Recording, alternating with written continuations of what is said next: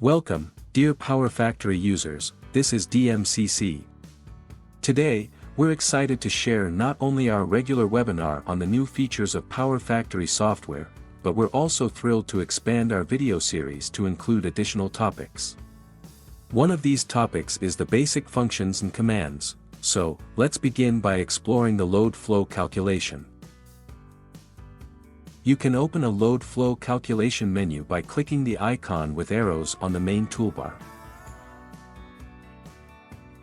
Here's a small tip for you: you can use Ctrl and F10 as a hotkey. Today, we will only describe the Basic Options tab. Here, we see 5 parts: calculation method, active power regulation, voltage and reactive power regulation, temperature dependency, and the last one, load options. Let us explore the calculation method. Here, you will find 3 unique options, but remember, you can select only one at a time. The option titled AC load flow with a balanced, positive sequence is frequently utilized and is often regarded as a preferred choice. This method is for a single-phase, positive sequence network representation, valid for balanced symmetrical networks. It is when a 3-phase grid is represented by a single-line diagram. The second method is AC load flow, unbalanced, 3-phase, which is used when you need to model each phase separately. It can be used to analyze the unbalances of 3-phase systems, like unbalanced loads, or to analyze all kinds of unbalanced system technologies, such as single-phase or 2-phase systems. Please be careful. The single-phase elements are not considered during the balanced load flow calculations. The last method is DC load flow. Please keep here the main point: the DC load flow should not be interpreted as a method for direct current systems, given that it basically applies to AC systems. If shortly about this method, PowerFactory performs a load flow calculation without reactive power and voltage losses. The voltage angles of the buses are strongly related to the active power. As a tip from us, this method can be used when we need to identify a problem when the usual balanced load flow does not converge. In this case, you have the opportunity to find potential issues within a regime by analyzing active power flows. The next block is active power regulation. The first option here is automatic tap adjustment of phase shifters. This option allows the automatic tapping of phase shifters, or quadrant boosters, that have automatic tapping enabled. It will be effective for DC and AC load flow calculations. To use this option, you need 2 things. First, it is an activated and configured tap changer menu inside the transformer type.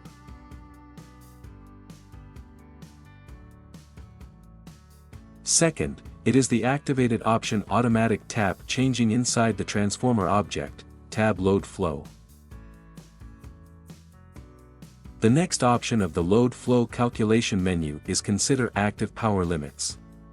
Using this option means that the minimum and maximum limits of active power generation must be considered during the load flow calculation. You can find these limits inside the synchronous or static generators in the following way. Inside the generator, find the tab load flow. Then the menu operational limits, and block with the name active power operational limits.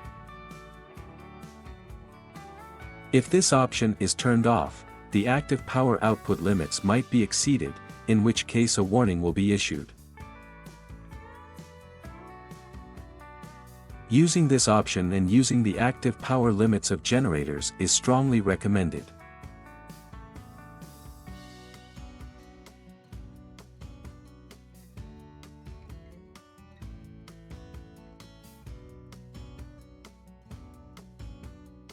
The next block is voltage and reactive power regulation. Please note, this option is available only for AC load flow calculations. The first option here is automatic tap adjustment of transformers. It is almost the same as automatic tap adjustment of phase shifters, but for voltage regulation, to use this option, you need two things. First, a tap changer menu must be activated and configured inside the transformer type. Second, the automatic tap changing option must be activated within the transformer object in the load flow tab. The second option is automatic tap adjustment of shunts. This simply means adjusting the steps of all switchable shunts. To use this option, you need a shunt with several steps and an activated and configured menu named switchable.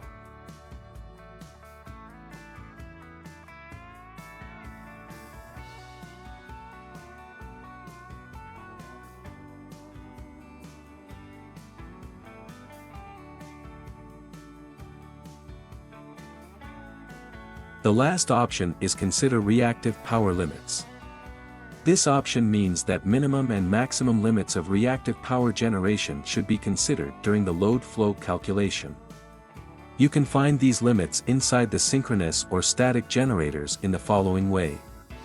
Inside the generator, find the tab Load Flow. Then the menu Operational Limits, and block with the name Reactive Power Operational Limits. If this option is disabled, the reactive power output limits may be violated, in which case a warning is issued. Using this option and using the reactive power limits of generators is strongly recommended.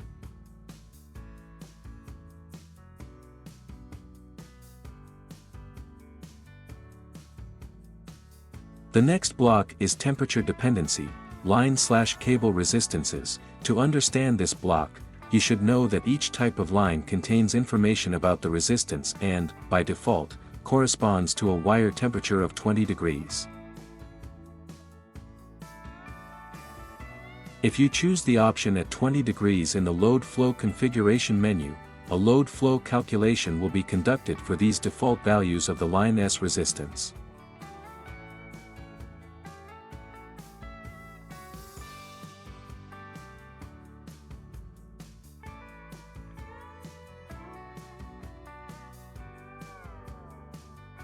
Three additional options, at maximum operating temperature, at operating temperature, and at temperature, allow you to set up line resistance according to the additional settings in the line type menu.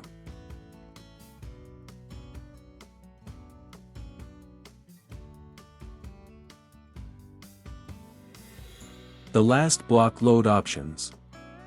This block is related to the settings of the load elements. The first option is consider voltage dependency of loads. If this option is enabled, the load's volume adjusts based on the current voltage level. In other words, the load relies on the voltage.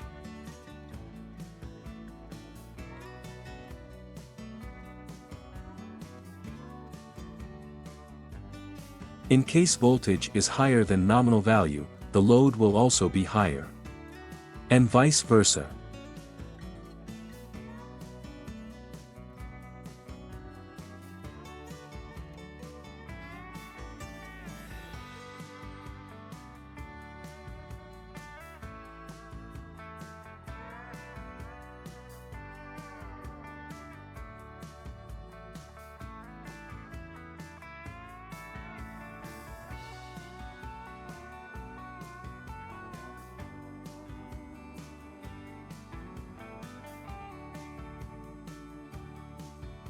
To configure this dependency, you should either select a predefined load type or create a new one in the Basic Data menu of the load element.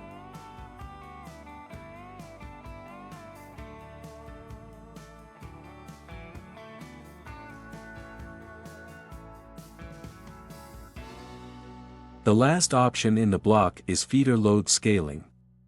In radially operated distribution systems, a common issue is that very little is known about the actual loading of the loads connected at each point substation. The only information sometimes available is the total power flowing into a radial feeder. To estimate the voltage profile along the feeder, a load scaling tool is used. Let's take a look at the example. The initial measured value of the feeder load is indicated as 50 megawatts. Throughout the feeder, three loads are defined, of which only one is precisely known, 20 megawatts. The other two loads are estimated to be around 10 megawatts each. PowerFactory's load flow analysis tool offers a special feeder load scaling option, which scales the selected groups of loads, scalable loads, accordingly to meet the measured value. It is the last option among all the basic options in the load flow calculations menu. We truly appreciate your attention. Have a nice day.